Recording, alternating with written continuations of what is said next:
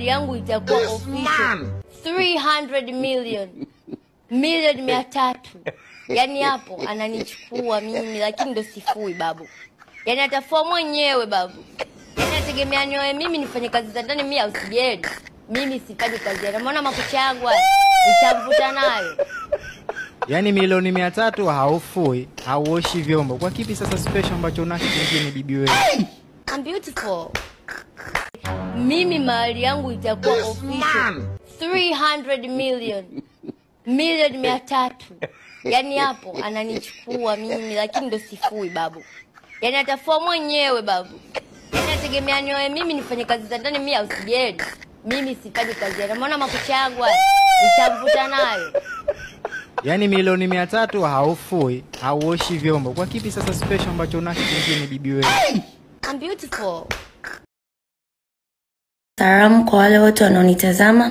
Kwa majina naitwa Nancy Patrick, almaarufu kama Nana Baddies. Wengi wenu mnanifahamu kwa jina la Bad Girl Nana.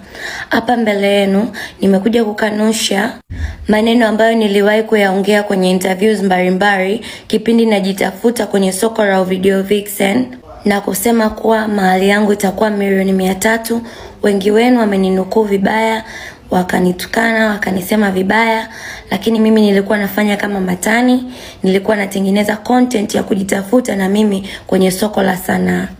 Nilikuwa nashawishiwa na watu ili nifanye hivyo vitu ili niweze kwenda mjini kuliko kutumia njia ya mwili kutembea na director ili nifike mjini. So nikatumia hiyo njia ya kuongea hivyo vitu kwenye interviews ili niweze kufika mjini kama watu wengine, lakini sikuwa sawa kwa sababu nilikuwa sielimishi jamii, nilikuwa napotosha jamii na kizazi kinachokuja, kwa sababu kuna baadhi ya watu wanajua kweli nilikuwa nafanya utani, lakini wengine wanajua kama nilikuwa niko serious.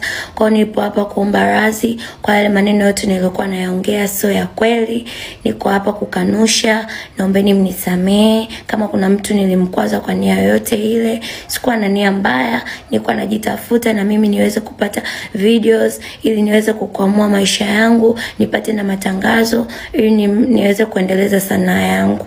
Ni hicho tu. Nipo hapa, mdogo wenu, dada yenu, mnipokee. Naomba sana mnisamee.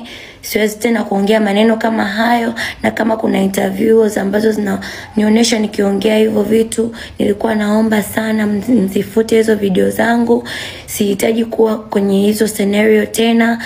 Nimejirekebisha sana, nimejitambua, nimeelewa wapi nilikosea, ndio maana niko hapa kujirekebisha. Na nilikuwa naomba watu ambao wana hizo tabia waache, ili tuweze kujenga Tanzania yetu iwe bora, tuishi kimtamaduni yetu. Amna mtu anaweza kutoa mahari ya milioni 300, amna mtu anaweza kutoa mahari ya milioni 90. Naombeni sana tuache hizo tabia, tusiongee hivyo vitu kwenye interviews, kwa sababu ni vitu ambavyo vinaishi. Hata kama unafanya matani, sio wote watajua kama unafanya matani. Tuache hizo tabia, kwa sababu kuna wasichana kama sisi, mabinti wenzetu, wanaingia kwenye ndoa, wanashawishika, wanaingia kwenye tamaa, wanafanywa vitu vya ajabu. Mwenyezi Mungu tusamee sana sisi hapa ambao tulikuwa tunaonyesha hizo videos kwamba sisi tunataka kuolewa kwa milioni 300. Mimi nilikuwa natania, nafanya utani. Mimi ni binti ambaye nina maisha ya kawaida na ninaishi kawaida. Sijawahi kutumia milioni 2 kwa siku. Nilikuwa tunafanya utani kwenye interviews. Naombeni mnisamee sana, na kuanzia leo sitoweza kufanya utani wowote kwenye interviews. Nitakuwa niko serious, naongea vitu ambavyo vinaeleweka na kuelimisha jamii.